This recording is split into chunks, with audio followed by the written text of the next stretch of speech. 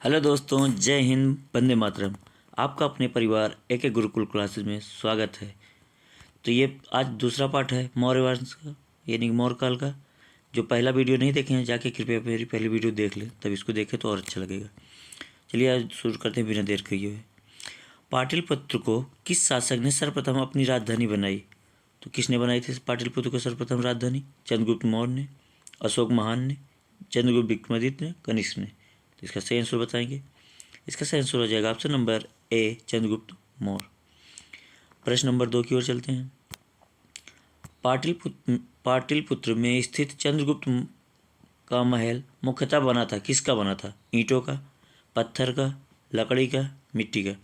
इसका सही आंसर हो जाएगा ऑप्शन नंबर सी, लकड़ी का बना था। प्रश्न नंबर 3 की ओर चलते हैं। किस अभिलेख से यह साबित होता है कि चंद्रगुप्त का प्रभाव पश्चिम भारत तक फैला हुआ था? तो कलिंग अभिलेख, अशोक का गिरनार अभिलेख, रुद्र दमन का जूनागढ़ अभिलेख, अशोक का सोपरा अभिलेख। इस तीन का सही आंसर हो जाएगा ऑप्शन नंबर सी, रुद्र दमन का जूनागढ़ अभिलेख। 4 नंबर प्रश्न। केवल वह स्तंभ जिसमें अशोक ने स्वयं को मगध का सम्राट बताया, केवल वह स्तंभ जिसमें अशोक ने स्वयं को मगध का सम्राट बताया कौन सा है? मक्सी का लघु अभिलेख, रुमनदेई का अभिलेख स्तंभ, क्वीन स्तंभ और भबरूगढ़ का स्तंभ। तो 4 का सही आंसर हो जाएगा ऑप्शन नंबर डी, भब्रू स्तंभ। 5वां नंबर प्रश्न। अशोक के शिलालेखों को पढ़ने वाला प्रथम अंग्रेज कौन था? अशोक के शिलालेखों को पढ़ने वाला प्रथम अंग्रेज कौन था? जॉन टावर था, हैरी स्मिथ थे, चार्ल्स मेटकॉफ थे, जेम्स प्रिंसेप थे। इसका सही आंसर बताएंगे क्या हो जाएगा? सही आंसर हो जाएगा option number D, James Prinsep थे। प्रश्न नंबर 6। कलिंग युद्ध की विजय तथा क्षत्रियों का वर्णन अशोक के किस शिलालेख में है? तो शिलालेख फर्स्ट में, यानी शिलालेख 2 में, शिलालेख 12 में, शिलालेख 13 में। इसका सही आंसर हो जाएगा ऑप्शन नंबर डी, शिलालेख 13 में। 13वें शिलालेख में कलिंग युद्ध 261 BC में हुआ था, उड़ीसा का है। इसी में बताया गया था सबसे बड़ा अभिलेख कौन सा है? 13वां अभिलेख है। प्रसिद्ध यूनानी राजदूत मेगास्थनीज भारत में किसके दरबार में आए थे? तो किसके दरबार में आया था मेगास्थनीज? अशोक के, हर्षवर्धन के, चंद्रगुप्त मौर्य के कि हेमू के? तो 7वें का सही आंसर हो जाएगा option number C, Chandragupta Maurya के दरबार में आया था। प्रश्न नंबर 8। चंद्रगुप्त मौर्य ने सेल्कस निकेटर को कब पराजित किया था? 352 ईसा पूर्व में, 305 ईसा पूर्व में, 173 ईसा पूर्व में, 261 ईसा पूर्व में। इसका सही आंसर हो जाएगा ऑप्शन नंबर बी, 305। निम्नलिखित में से कौन सा राजा प्रायः जनता के संपर्क में रहता था? निम्नलिखित में से कौन सा राजा प्रायः जनता के संपर्क में रहता था? तो चंद्रगुप्त मौर्य रहता था, अशोक रहता था, चंद्रगुप्त विक्रमादित्य या बिंदुसार रहता था। तो कौन रहता था? इसका सही आंसर बताएंगे। इसका सही आंसर हो जाएगा ऑप्शन नंबर बी, अशोक। 10वें नंबर प्रश्न की ओर चलते हैं। अशोक ने 261 ईसा पूर्व में कलिंग को जीतने के बाद क्या किया? तो अशोक ने 261 ईसा पूर्व में कलिंग को जीतने के बाद क्या किया था? अपने राज्य की सीमा बढ़ाई थी, विश्व विजय के लिए निकल पड़ा था, भारी रक्तपात देखकर युद्ध नीति को सदा के लिए त्याग दिया, या ऊपर में कोई नहीं। इसका सही आंसर हो जाएगा ऑप्शन नंबर सी, भारी रक्तपात देखकर युद्ध नीति को सदा के लिए त्याग दिया था और धर्म नीति को अपना लिया था। यह बौद्ध धर्म इसी के बाद हो जाता है, बौद्ध धर्म का अनुयायी हो जाता है। 11 नंबर प्रश्न की ओर चलते हैं। अशोक के अधिकांश अभिलेख किस भाषा में व लिपि में है?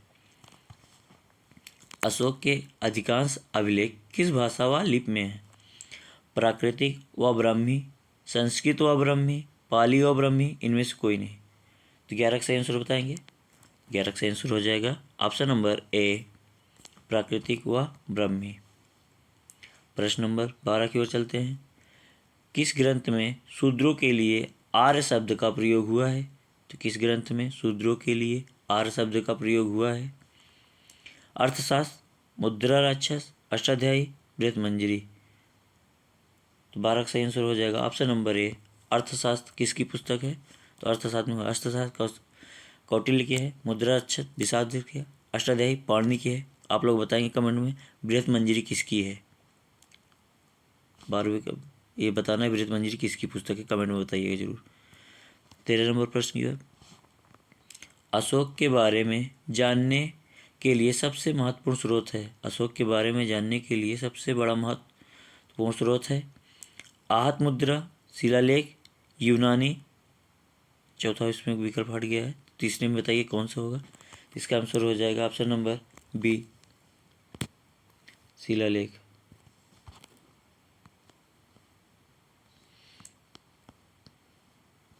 चौदह नंबर क्वेश्चन, ये 14 नंबर क्वेश्चन है। 14 नंबर, अशोक का शिलालेख भारतीय उपमहाद्वीप के बाहर भी पाया गया है। निम्नलिखित में से किस देश में यह पाया गया है? तो बताना है। अफगानिस्तान में पाया गया है, चीन में पाया गया है, कि बर्मा में पाया गया है, कि नेपाल में? तो कहाँ भी बाहर भी पाया गया है? तो ये अफगानिस्तान में पाया गया था, ऑप्शन नंबर ए। 15 नंबर प्रश्न, भारतीय लिखने की कला नहीं जानते थे, यह कथन किसका है? तो भारतीय लिखने की कला नहीं जानते थे, यह कथन किसका है? यह किसने कहा था? कौटिल्य ने कहा था, प्लिनी ने कहा था, प्लूटार्क ने कहा था, कि मेगास्थनीज ने कहा था? तो इसका सही आंसर हो जाएगा ऑप्शन नंबर डी, मेगास्थनीज ने कहा था। भारतीयों को पढ़ना लिखना नहीं आता है।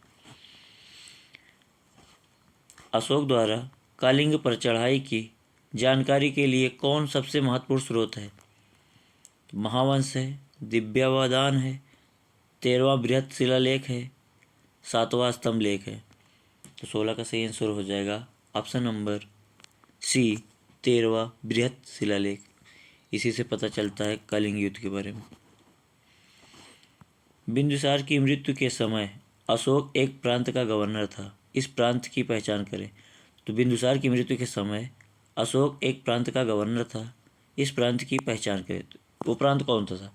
उज्जैन था, कि तक्षशिला था, कि सुवर्णगिरी थी, कि तोसली थी? इसका सही आंसर हो जाएगा ऑप्शन नंबर ए, उज्जैन का गवर्नर था। किस शिलालेख में अशोक ने घोषणा की है कि सभी मनुष्य मेरे बच्चे हैं? अशोक ने किस शिलालेख में कहा था? पृथक, कलिंग शिलालेख, दूसरा बृहत शिलालेख, 5वां बृहत शिलालेख, बराबर गुहालेख। तो 18 का बताइएगा आप क्या हो जाएगा। 18 का सही आंसर हो जाएगा ऑप्शन नंबर ए, 13वां पृथक कलिंग शिलालेख।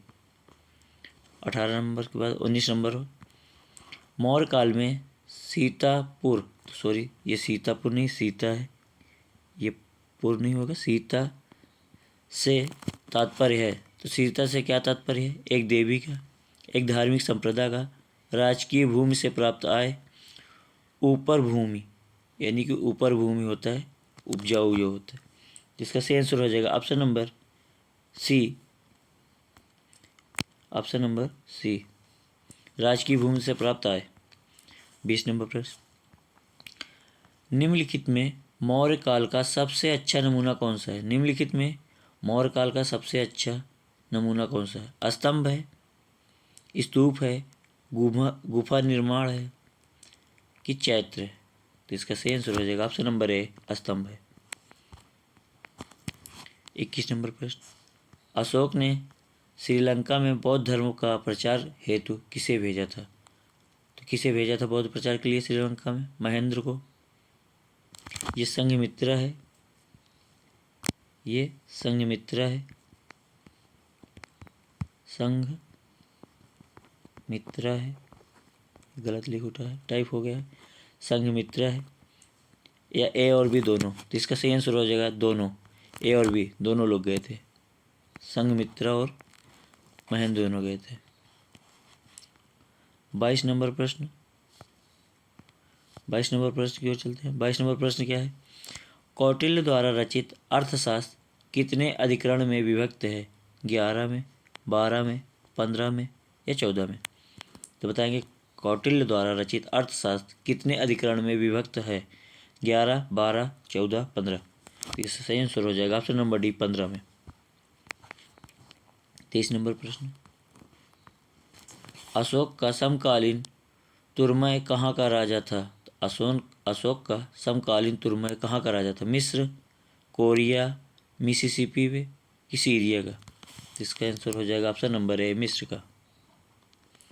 मिस्र का था। कौन सी घोषणा युद्ध और हिंसा के प्रति अशोक के अतिरिक्त दुख को स्पष्ट करता है? कौन करता है? गिरनार शिलालेख, मनसेरा शिलालेख, 5वां बृहद शिलालेख, कलिंग का पृथक शिलालेख। तो 24 का सही आंसर हो जाएगा ऑप्शन नंबर डी। कौन सा करता है? कलिंग का पृथक शिलालेख।